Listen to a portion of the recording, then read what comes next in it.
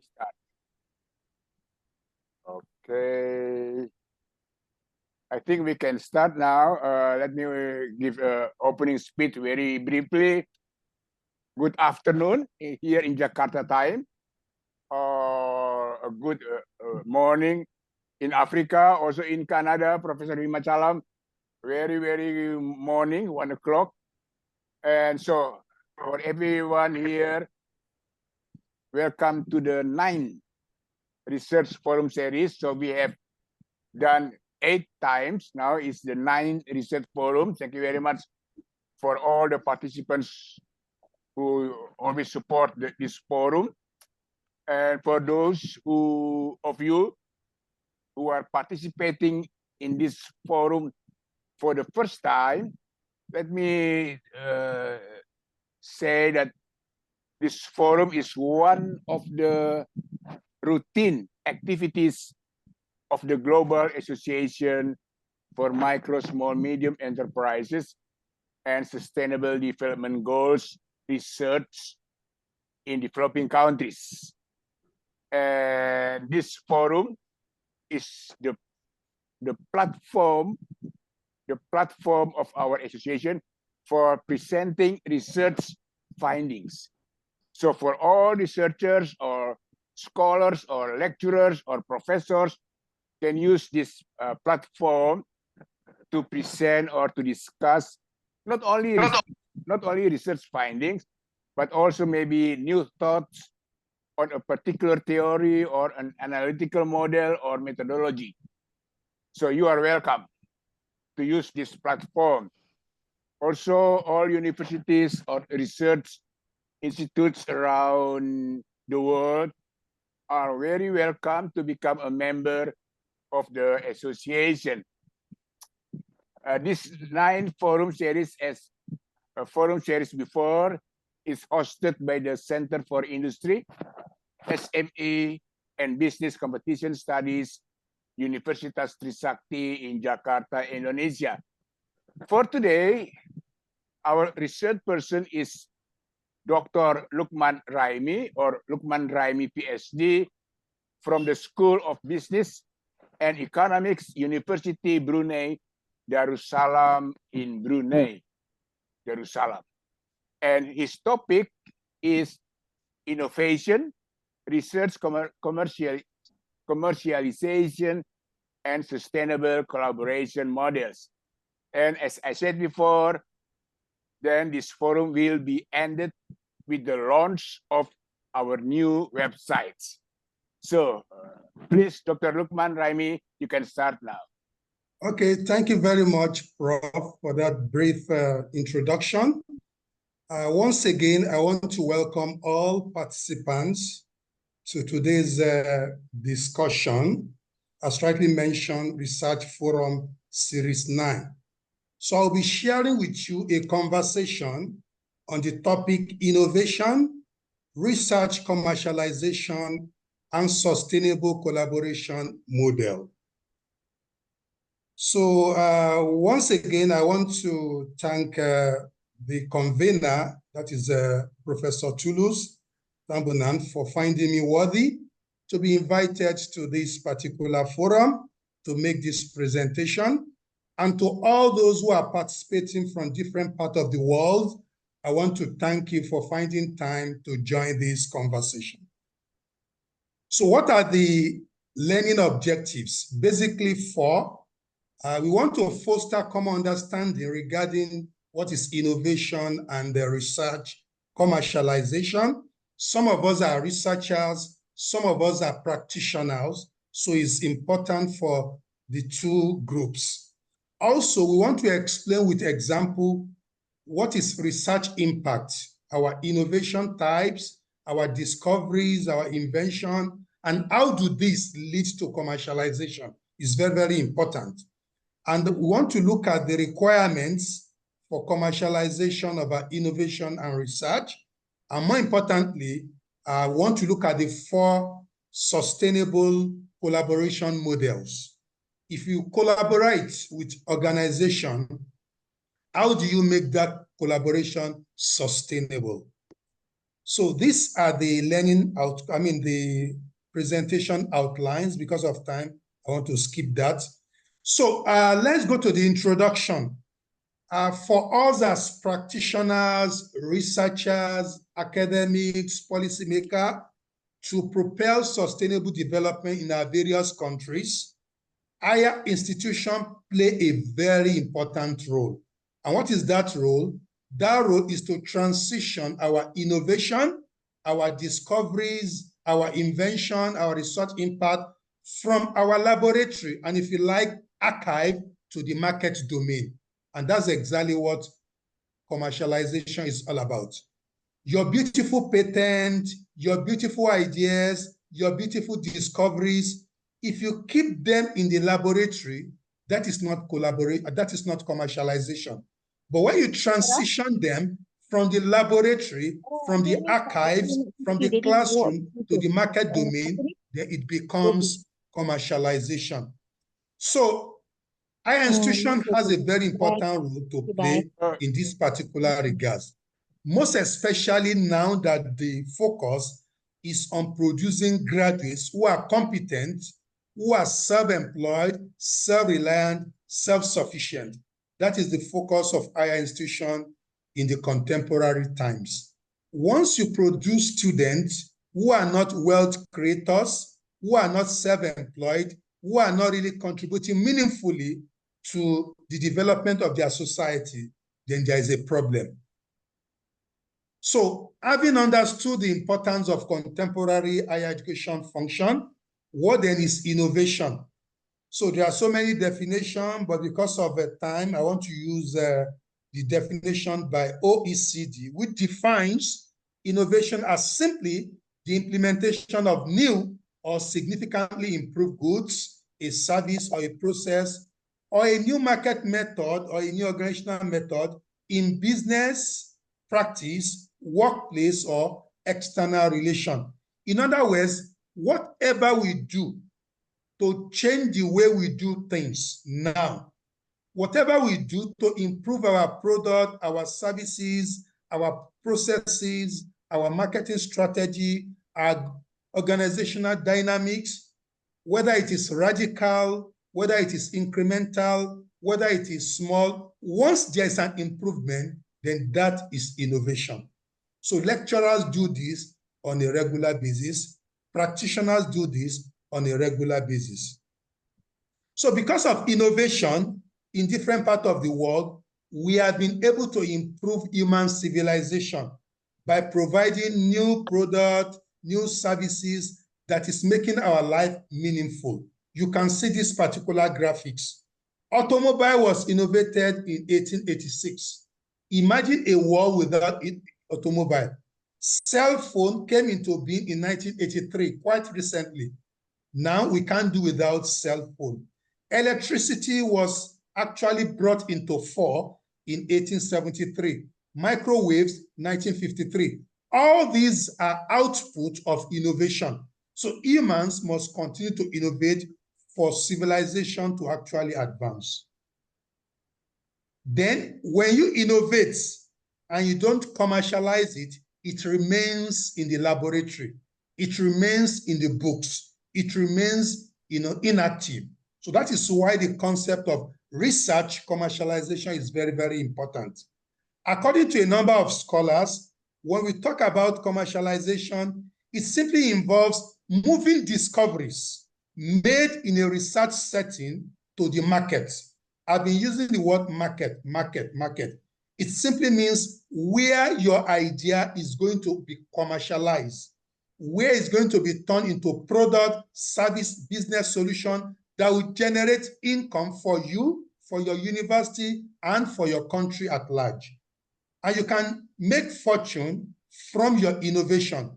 You can make fortune from your research impact. You can make fortune from your findings once you leverage what is called research commercialization.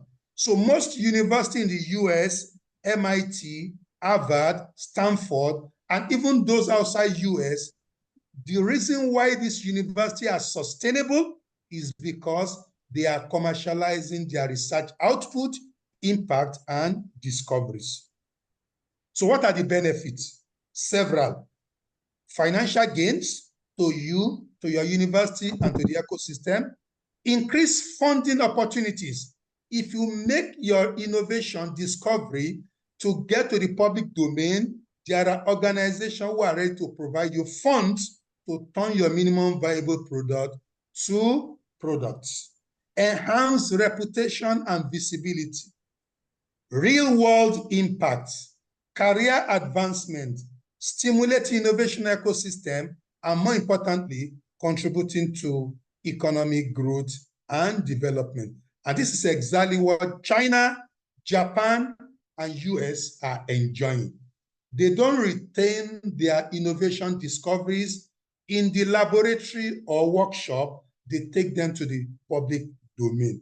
So for those of us who are researchers, at the end of our research investigation, our findings, our policy implication, we call them impact. We should move beyond this impact to impact that is going to have, commercial viability.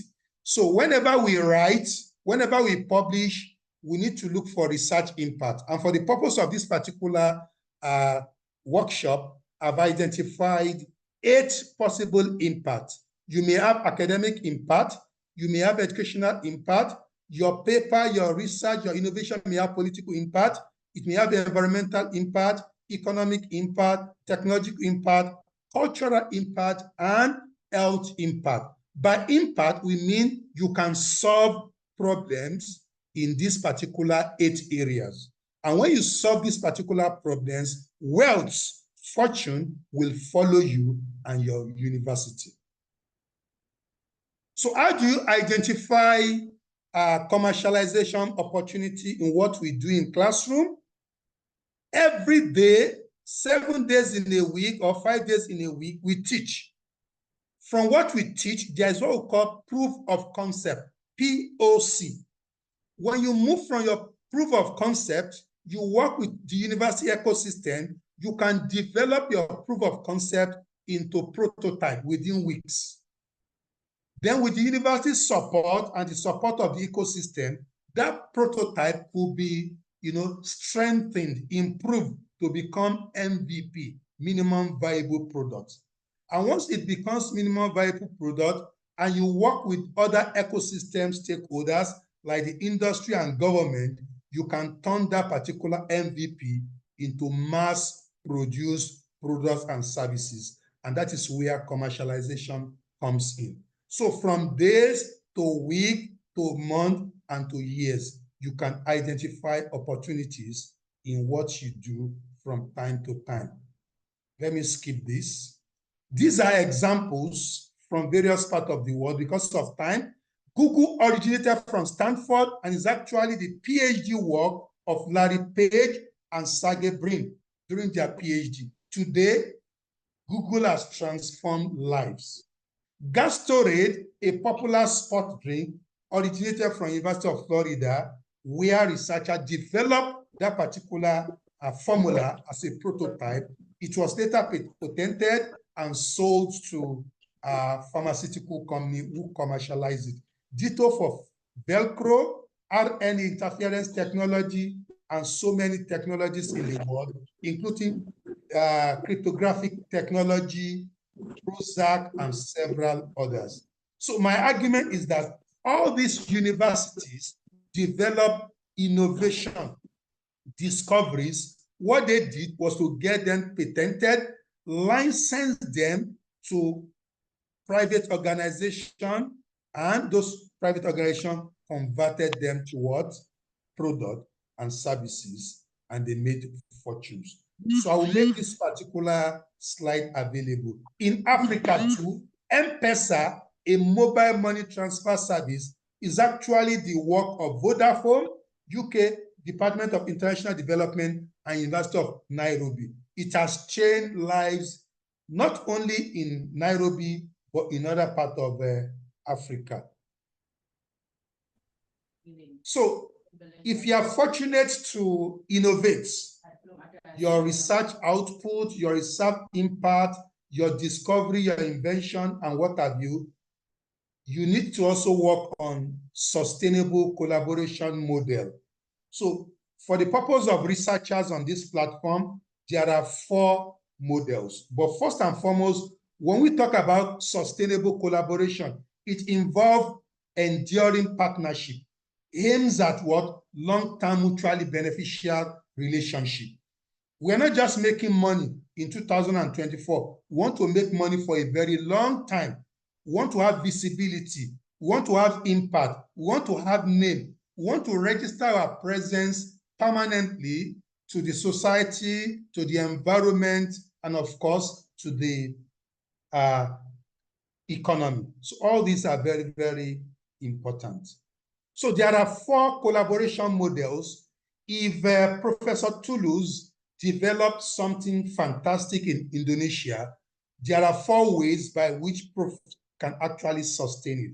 The first one is the singleton collaboration model. The second is dual collaboration model. The third one is triple helix collaboration model. And the last one is quadruple helix collaboration model. These are examples and how to go about it. When you talk about singleton, Dr. Kozi may develop something fantastic. So as a university lecturer or as a small business owner, you can actually make fortune on this particular thing on your own by selling it or collaborating with Pfizer, collaborating with MTN, collaborating with Facebook. You sign a contract with them and you make product, services, business solution out of it. It is singleton because it is you, and you make fortune, you make name, and you enjoy it. However, it may also be dual, where a university collaborates with a private establishment. So both of them will benefit, not one person this time around, but 2 persons. It could also be your university and a particular formidable private enterprise. MIT and Novartis is a very good example of dual collaboration model. So where a university will develop innovation, but they are not interested in turning it to a product, they sell it to maybe Amazon. Amazon turn it to a product or a service and it made fortune from it. It could also be triple helix, where the university or the researcher collaborate with the industry and government. The interaction between these triple collaborators or partners is what makes it triple helix. Biotechnology cluster in Boston is a very good example, where the university, the government, and the industry, actually collaborated to turn innovation discovery into wealth, into product for mutually beneficial relationship. And the last one, which is being promoted globally today, is the quadruple helix collaboration model, where 4 actors or stakeholders, the university, the academia, the industry, the government, and the civil society, which represent the host community and other stakeholders within the operating environment. So the 4 will come together to solve social problem, economic problem, environmental problem into something that will generate fortune, and the 4 will really benefit from that particular collaboration. Finally, because of time, what are the takeaway from this particular short sensitization lecture? The takeaway is that we need to move our research from laboratory to the market. Most of the things we do in the university, polytechnic, colleges of education, we call them basic research. Go to the laboratory, mix chemical together, go to university startup center, ask our student to pitch the idea, and at the end of the semester, we forget about it. That is basic. We must move from basic to applied. Whatever we have generated in classroom, in laboratory, should be turned to applied research. And from our applied research, we generate what is called prototype, minimum viable product. And from that, we collaborate with industry and government. And that's the level of development, where we develop it to something that is ready to be turned to a product. Once we sign agreement with relevant ecosystem developer, the government, industry, civil society, and so on and so forth, then it becomes a full-fledged product, and we have attained commercialization. So this is what I want us to take away.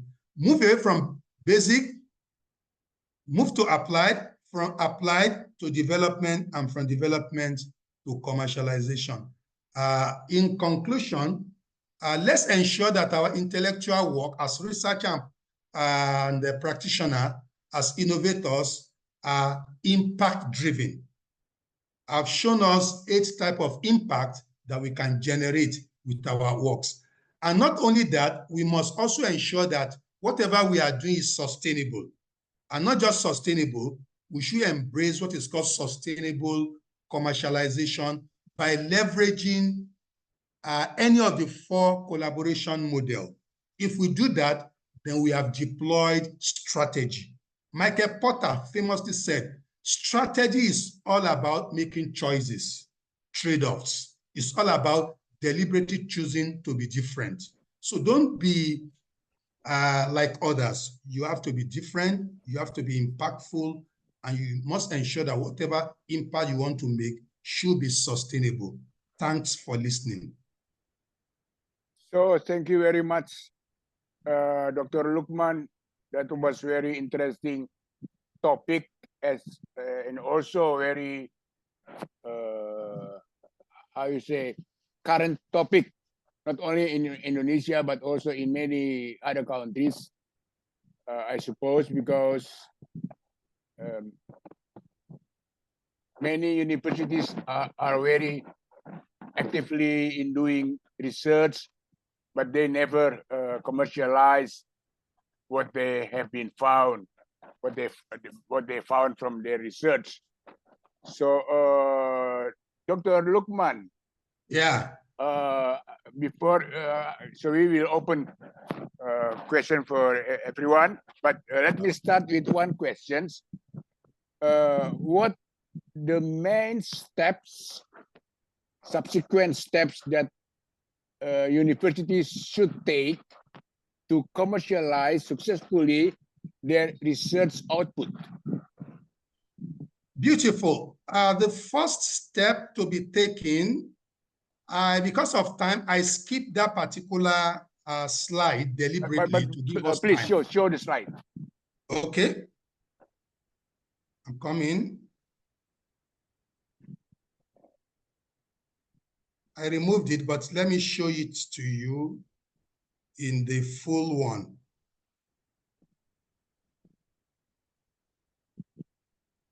It's a very interesting activity.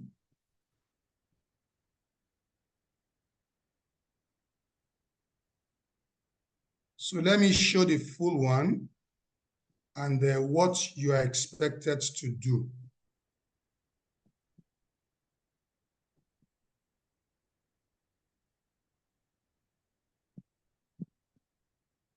This is it.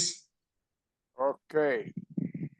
The requirements. The first one is what is called institutional readiness.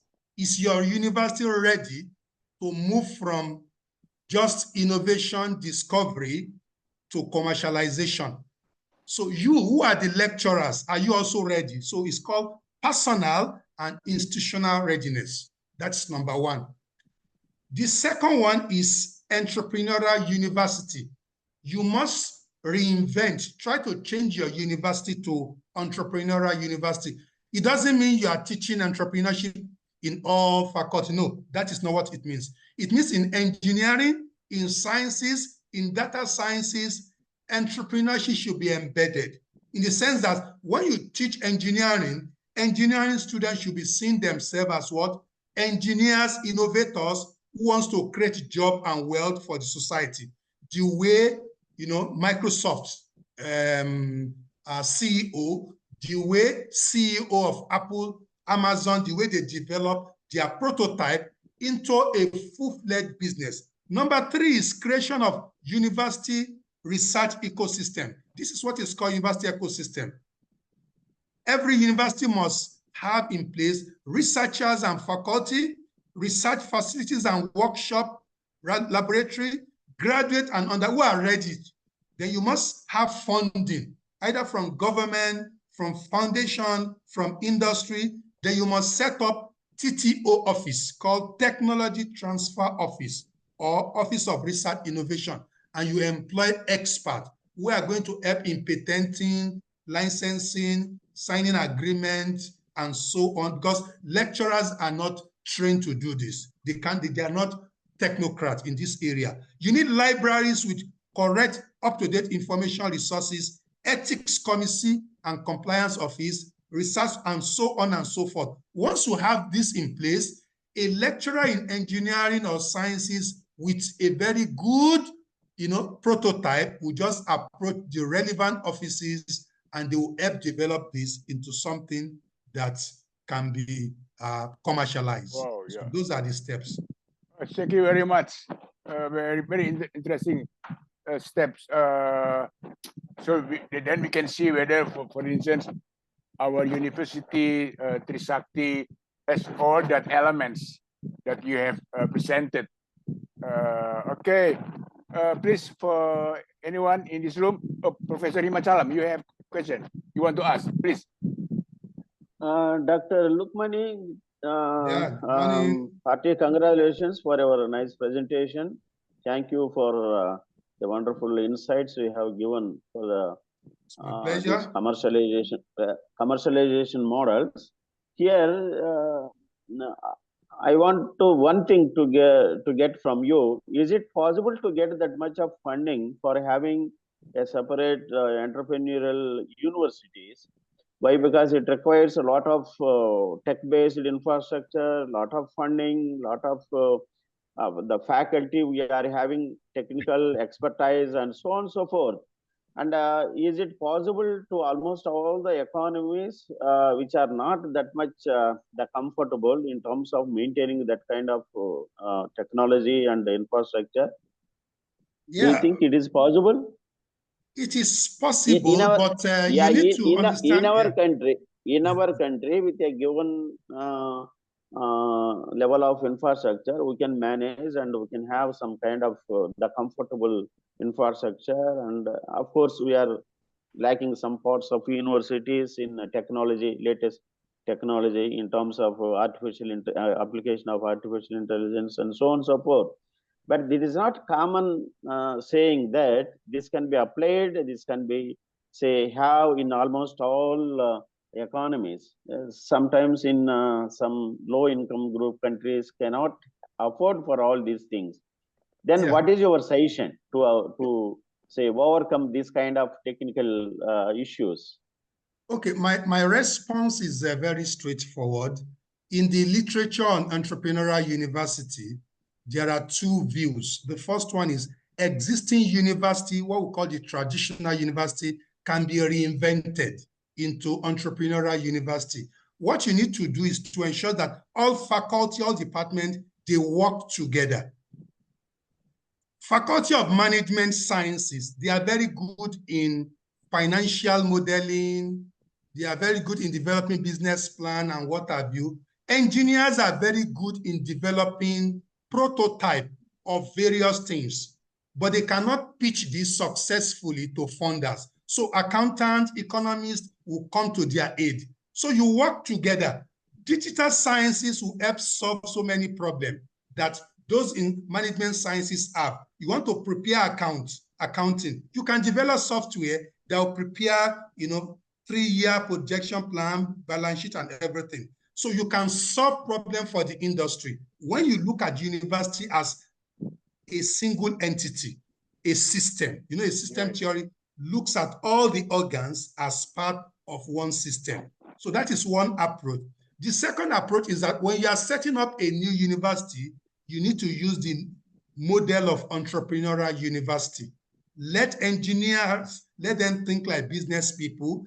Let business people, let them think like engineer. And that is why when they think like engineer, they will be able to ideate. And that is why design thinking is being taught in business now. Those who own design thinking are actually engineers because they think like designers. Those in business look at business like business but they are not really looking at it from the design point of view. So those are the two models. But when you set up a university, since you are generating money, you need to apply for grant to strengthen your university. Nobody will be ready to give you free money. You must justify why they should give you that money. What are they going to benefit? And that is why you need that technology office to take your prototype to them. For instance, look at MIT. Most people call venture capitalists to pitch, to ask their students to pitch to venture capitalists. But some of these entrepreneurial universities, what they do to invite industry, come and tell us your problem, pitch your problem to us, and we are going to solve your problem. You can see the mindset.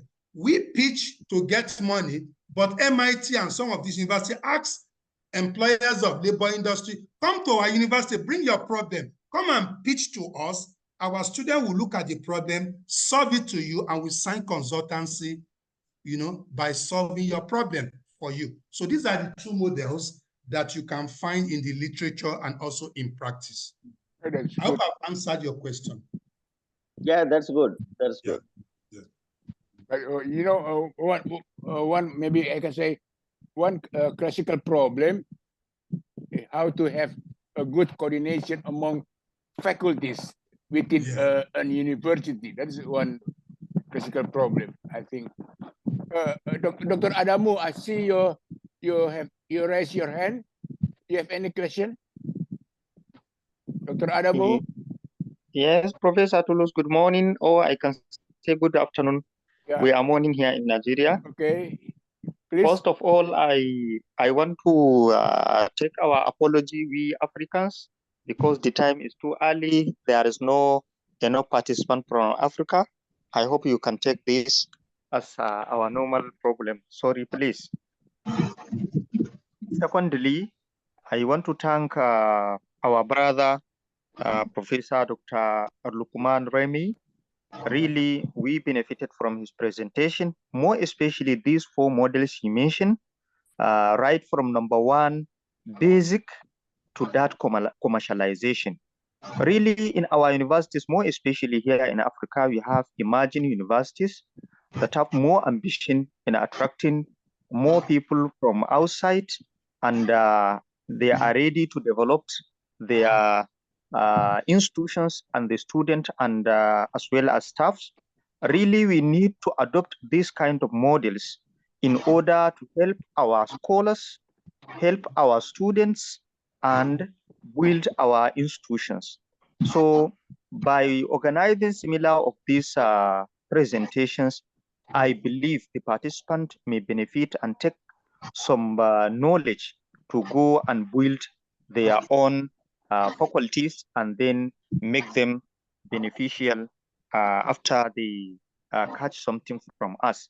Really, if possible, Professor Tuluk ask our brother Professor Lukman Remy to help us with the either full developed paper or slides in order to benefit after this presentation. Thank you very much. Yeah. Okay, I'll send the full paper to Prof. Prof will cascade it to all participants. Okay. Yeah. Thank you very much. Thank you very much. I think I will come to Dr. Sukrisno. I see that you will question. Otherwise, I go to Dr. Kasi. But first, Dr. Sukrisno. Sir, I am Ramesh Kumar also waiting. Yeah. Oh, okay. Just raise your hand.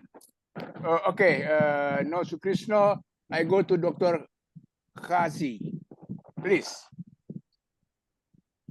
Thank you, convener.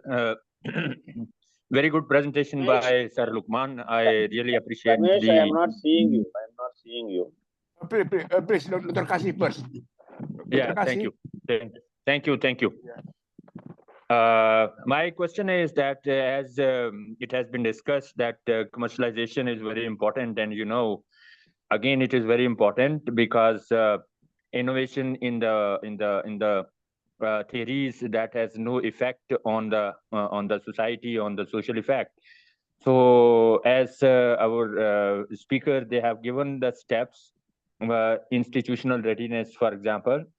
So, mean how we can gauge this thing, that how we can develop the liaison with the academia and the industry, because the industry, they are reluctant to share their information, specifically from their production point of view. So kindly share your views. Thank you. Okay, what you have said is a very important information. The first thing is, if you check the requirement, every university should build what is called university ecosystem. Who are your strategic, partners as a university? You have the host community where you are based. Work with them. Then the government get their support, and also look at industries, companies within where you are. Officially create an ecosystem. It is your responsibility to do that. And that's the reason why I said a unit of the university should go out to do that. When you convince industry that we exist to solve your problem, bring your problem to us. You are having problem with your welding machine. It's too expensive to buy another one. Who says university cannot give you a cheaper one? University can do it. The engineering department can do that. You're having problem with raw materials, very expensive. Who says the university research department cannot give a viable alternative? So through collaboration, through pitching of your problem, and also the university also provide what they have, you see what is called mutually beneficial relationship. So this is what we need to do. And that is what the triple helix is talking about. The university, the industry, and government. And the quadruple helix, you bring the community and the civil society to come in and solve that problem. And more importantly, the United Nations, through the SDG, they are funding projects and programs that speaks to the 17 targets. So if you bring your researchers together to look at issue of smart cities, develop a proposal, meet the industry, real estate, how we can start building cheap, smart communities. They'll be ready. Meet transporters, want to build a clean rail system. You are going to make money. University also going to make money and name. They'll be ready to listen to you because you have the magic. So when you go down with this magic, they will be ready to sit down with you. Yeah, okay. First, before I go to Dr. Bala, I go to first to Professor. Oh, he disappeared suddenly. I don't know why he disappeared. Just a moment. Where is he? Ramesh Kumar, Professor Ramesh, where are you? Oh, just a moment. Yeah, Ramesh Kumar, don't go away. Just sit in your place. Okay, please, Dr. Ramesh Kumar. Sir, this is Ramesh Kumar, sir. Yes, sir. Yeah, please. Ramesh, so I am not seeing you. I am not seeing you, Ramesh. Okay, please, Professor, just. Okay, please, Ramesh Kumar, please. Thank you, Ramesh sir, for your nice presentation. So I am asking some basic problems in the innovation of commercialization in the global market. Yeah. I think still the market is dominated by the capitalist country. So still we have find out many innovative ideas in the rural or village level, but they did not to come forward to the commercialization of their innovative ideas. So still there is a lacking in government side, there is a lot lacking in the university side, then there is lacking in the public side. Suppose if you take into the IPR, intellectual property rights, so did not find many people what is in IPR, what are the benefits from the IPR, they did not know. So I think the first thing we want to develop some awareness about school level, university level, and public level. So did you agree these kind of things? Or what are the constraints faced by the people regarding the ideas into the commercialization? Okay. First and foremost, the problem of globalization is real. When you develop innovation, the innovation may not be as sophisticated as what you have in Canada, Australia, or US. Don't compete with developed countries. Think globally, but solve local problems. It's called localization. Think globally, think big, but solve problem locally. Bangladesh has its own problem, issue of flood and what have you. Universities should look at a very cheap way of solving this particular problem. When you present this to the private sector and government, I assure you they will be ready to accept it, not to develop another TikTok, no, or develop another social media platform. No, you can't compete with existing people. Look at bigger things from the globalization perspective, but use it to solve your own local problem. There's an NGO in Mali. They want to solve 3 problems. 1, malnutrition in children, poverty of their parents, and unemployment. What they did was to set up a farm where they produce vitamin fortified rice. And they employ the parents of these malnourished children to work on farm, and they pay them money. They've solved poverty. These parents are unemployed. By employing them, you have solved unemployment. Then they give them salary to buy this food at subsidized rate. They have solved the problem of malnutrition through a business model. They are not competing with China in production of rice, but they are producing a special rice called vitamin fortified rice to solve their own local problem. So this is power of innovation, localization. All right, thank you very much. Now I come to Dr. Bala Babangida. Good morning, Prof. Please. And good morning, everyone. Can I continue? Yeah, please. Yeah, please go. Okay. Okay, sir. Thank you very much. First of all, let me appreciate the presenter for this wonderful presentation. I'm Bala Babangida from Nigeria. Actually, this presentation touched my heart very well, more especially when we are discussing the issue of commercializing research. And what we observe particularly in Africa and Nigeria, in our university, sometimes our research is directed towards condensing problems. We used to just domesticate it. We identify problems, we write research, then we leave it in library, sometimes even to have people to consult, to make this or to apply that research to solve problem or to be productive. Actually, we are lacking that. So actually, this presentation is in line, and we really appreciate that. But I don't know, because this is just a global, we in Africa and Nigeria particularly, we have some issues that I don't know whether we will be guided. I was thinking sometimes as we identify problem, and you can see students before they graduate, there are a number of projects that they are submitting to the department, to the library, this and that, and they are spending a lot of money in that aspect. So, and some of the problems is easy if 10 students will contribute money. Sometimes it's just the issue of water resources or a kind of an environment, that the money they are spending to write something and leave it, nobody will even go and care to read.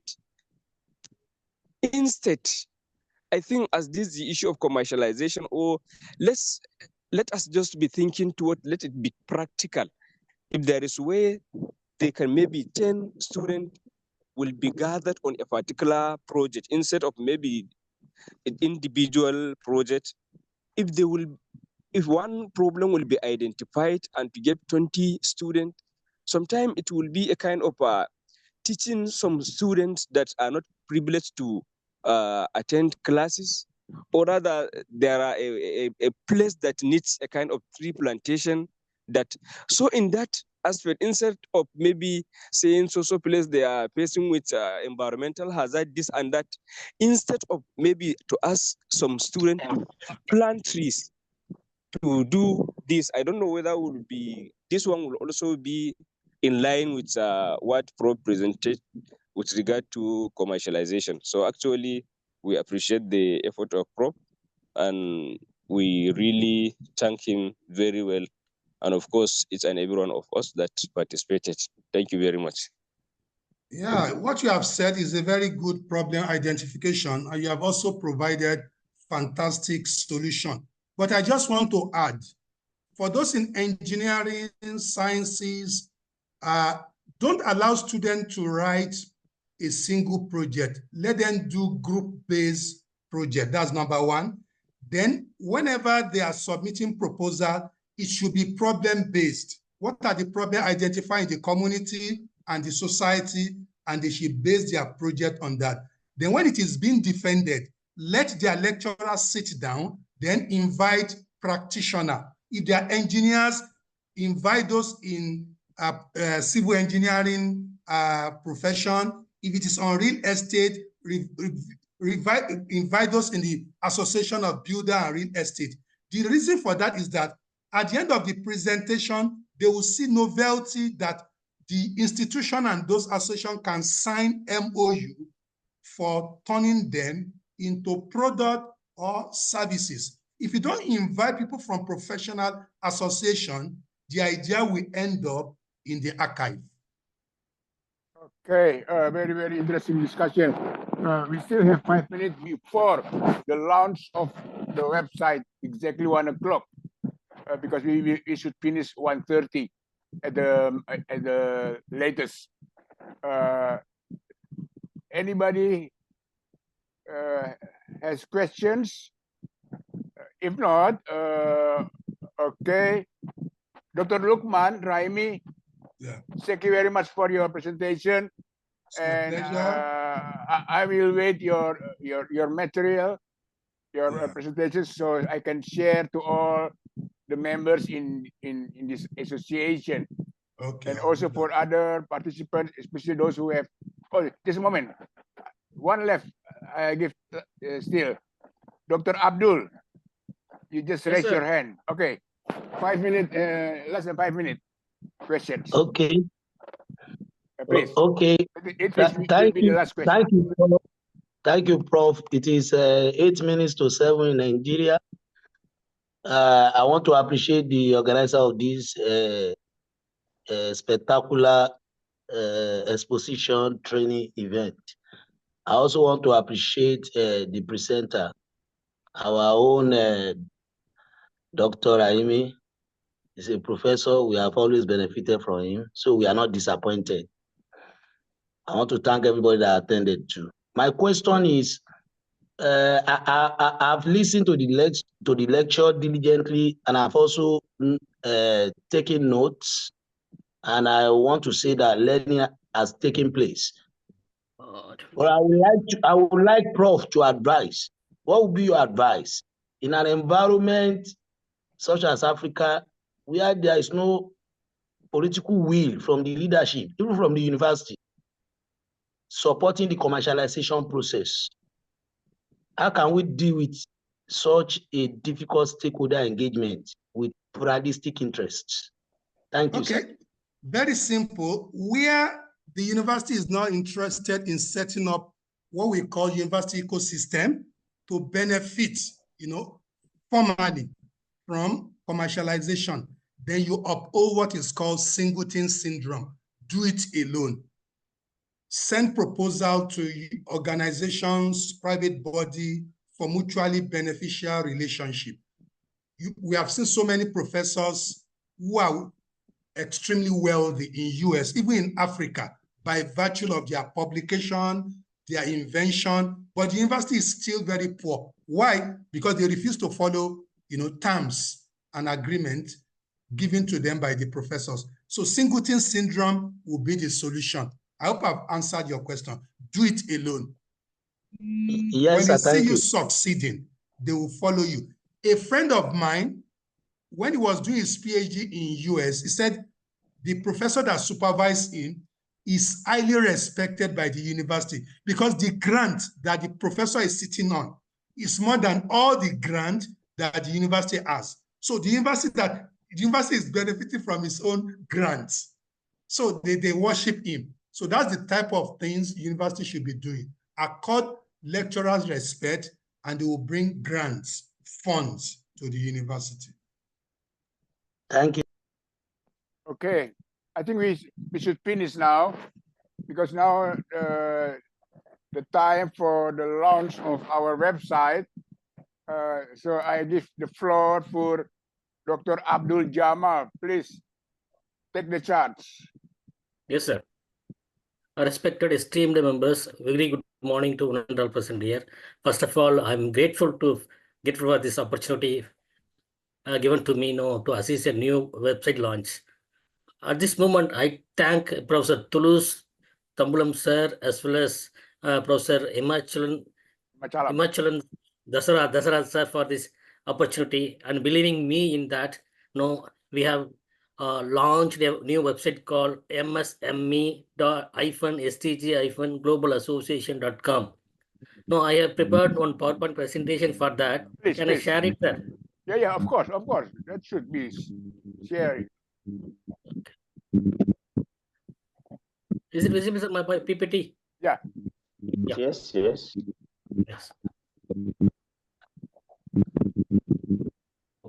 So, for creation of our new website, we have started our first meeting on 30th July 2024, exactly 14 days before day. And continuation that second meeting is going to be done within 12 days. We have launched our website. For that, I have to thank. There are two important persons who is nothing but the founder members of MSME Global Forum. Is nothing but Professor Toulouse sir as well as the Himachalan Dasara sir. Thank you very much for the opportunity. And for that, not only for 2 members, there are another 8 members who was really contributed for making this website as a financial contributor. We can say them like a stakeholders for this website creation. Number 1 is always goes to Professor Toulouse sir, and number 2, our founder member, our Himachalan sir. Madam Sushila Madam also contributed for this website creation, and Professor Dev Raj from Nepal, I guess. Yeah. He sir also contributed for this website creation. And with regard to another 8 members, Professor Dr. Kumar Salender. Are you seeing the PowerPoint presentation, sir? I am in slide number 5. Yes. Yes, sir. Dr. Kumar and Professor Lukman Raimi, Dr. Michaelo, and Professor Adamu Abubakar Muhammad, and Dr. Tina Merita, Dr. Tang Pin, Dr. Shilpa Kavita, and myself. Yeah. Totally 12 members have contributed for website creation. They have created financially contribution also. They have given financial contributions. And some of the members yet to contribute because of technological delay and the PayPal issues. They have to contribute. I'm sure they'll be contributing to our website creation. If you open that first slide is nothing but if you're going for website, www.msme.sdg-global association. This image will appear. In that, we are going to see that about us, publication, members, events, research collaboration, and founder members, and finally contact to us. If you click this about button, we'll be getting history of our association, and then objectives of our association, our vision of the association, our mission of association in the about column. If you click the publication column, in history, this is appearing, and objectives will be there, and our vision, our mission, and in the column of publication, there are 3 headings are there. One is about publication. First, our journal will come. Second one is policy discussion papers will come, and third is nothing but edited books. If you click the publication part, first will come journal.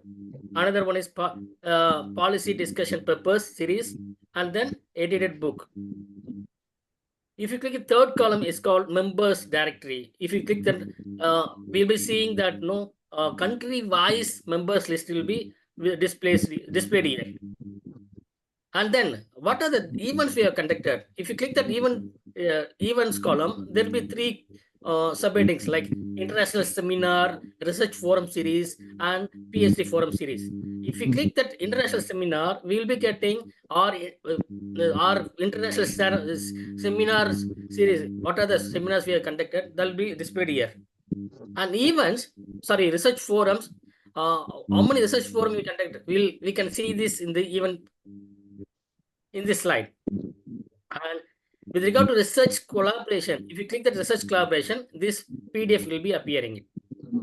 And there is a column called for founder members, because we have to honor the founder members. For that, we have created a separate column for founder members. It's nothing but Professor Tulus sir, and Imagine sir. And finally, contact details. If you have any contact, if you want any queries with regard to website development, any further development, and if you want to add anything, no, we can contact Tulus sir. Number is there. There are 3 email IDs also. ID also we have given there, and mobile number is given by Tulus sir. In that, if you want to add executive member list, these are the headings I have given. We have to discuss with that, and we have to add it, sir. Association president of forthcoming conference, who is going to be a vice president for country vice representative, who is going to be a chief convener for organizing a seminar, convener, general secretary of our association. If you want, we can have it, and joint secretaries for our association. If you want, we can have it. Treasurer for this global forum for MSME and SDG. If you want, we can have it. If you want, we can add some coordinates for regional wise also. We can have it. In addition that, if you want to have it, executive members for country wise, that is also we can have it. If you are really wanted, and invited executive members also we can add it. And in last column, I have given email IDs of Tulus sir and MSME local support also I have given. And fourth one is my email ID. First of all, person who is having any doubts, any clarification, they have to contact Tulus sir first, and then Global Association website, and finally to me, sir. This is Thank you very much. Maybe let me first give applause. Thank you, sir. Thank you, sir. At last, we have our website, because many potential members, many external persons always ask me, do you have website? Do you have website? And I always say, it's in the process. It's in the process. But now if somebody from outside our association asks me, do you have website? Oh, of course we have a website. But of course, improvement can always take along the way. So so improvement can always happen along the way, and every inputs I will add to Dr. Abdul, like today, research forum, after the recording done, and then I put in the YouTube, then I will give the whole information to Dr. Abdul, and then Dr. Abdul, please upload again in the website, and so on. That will happen continuously. Okay, Professor Himachalam. Professor Tulus, I take this opportunity to extend my heartfelt congratulations and also appreciations to Professor Tulus Tambunan, who shouldered the entire responsibility when we thought of starting this association up to this, website launching and everything. And he did a lot of work, lot of exercise, lot of energy, and a lot of money, and a lot of efforts he has put in order to strengthen this association. I am highly grateful to him, and also great appreciation for his unstinted efforts put in for the development of this one. And particularly with regarding to website designing, I thank Abdul Jamal for doing a wonderful job within a short span of time. Jamal has consulted me a good number of times, and I requested him to take advices from Professor Tulus Tambunan. Accordingly, he acted and completed. I am highly thankful to him. Apart from these two, I am highly grateful to Professor Susila Devi, Sunway University, Indonesia, Malaysia. Professor Devraj Paneru from Nepal, and other elite members, and more so the contributors of 12 members who contribute some financial support for the completion of this website, and other elite members for supporting our association in such a way. Further, I am very particular to request our honorable members to focus their attention on this the vital association, which is designed for the purpose of giving some kind of benefit to the young researchers in the domain of MSMEs and also SDGs. And I request them to encourage the research scholars to carry out, to pursue some kind of research and do some publications. So as you are in the teaching line, it is always essential to do some kind of research and publish in a good journals rather. So we are having wonderful journal being under the leadership of Professor Tulus Tambunan. We can publish our articles here itself in collaboration with our association. You can do wonders. I request all of you to do some kind of that is the contribution we are expecting from the elite members from the various countries. And with this few remarks, I am once again grateful to the all organizing committee members like Professor Tulus, Susila, Devaraj, and other elite members who are having contributed for their might for the development of this one, and more so Abdul Jamal for helping for designing this website. Thank you very much. I am highly grateful to all the members for having contributed for their might for the development of this one. Thank you very much. Thank you, Professor Himachalam. At last, we come to this point since 2022, when we start the first international seminar. The time goes fast, yeah. We already in the 30 years. and okay, let me thank again Dr. Abdul Jamal for your building our website. Thank you, sir. Welcome. And thank you. Of course, like I said, improvement, if we found something to improve, can happen along the way. Just take it easy. And when we have new activities, then I will input you to upload again, like the forum today. So for ladies and gentlemen, let me repeat again briefly that our association welcome all of you to become member who are not member yet, and our association has a number of concrete activities, routine. First, annual seminar. We have done the third seminar this year. We are waiting for the potential hosts for the fourth seminar next year. We will discuss later on. And we have a regular research forum series like today. And we have also PhD research forum just for PhD students to present their research. Also regularly depend on the availability of potential PhD students. We have quarterly journals. Now we are in the 9th volume, number 3 of next November. Please submit your paper just to support our journal, because we are now in the process of applying for index. And one of the conditions for that, especially for Scopus, that we should show to Focus, to Scopus, that we continue in the last 3 years. No delay, just continue.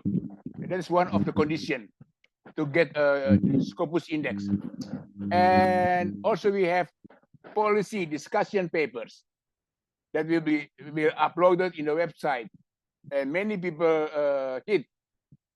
You can see that the number of hits per policy paper is very huge.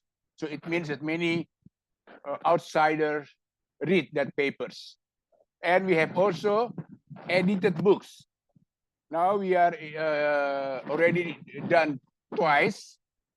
First by Novas, scientific publisher in New York, US, and the second by Palgrave, me and Professor Himachala. And now in the process, now in the third book, Rotlitz, still in the process. But for those members who have any idea to produce an edited book, please let me know. Then we can try to work together. Okay, I think that's all I can say today. Again, thank you very much for your participation.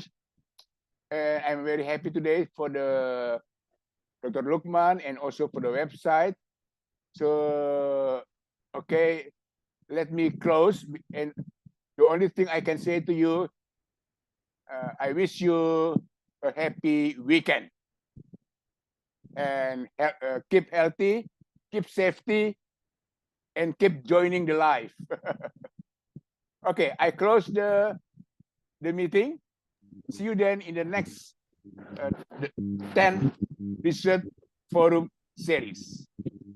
Bye-bye, everybody.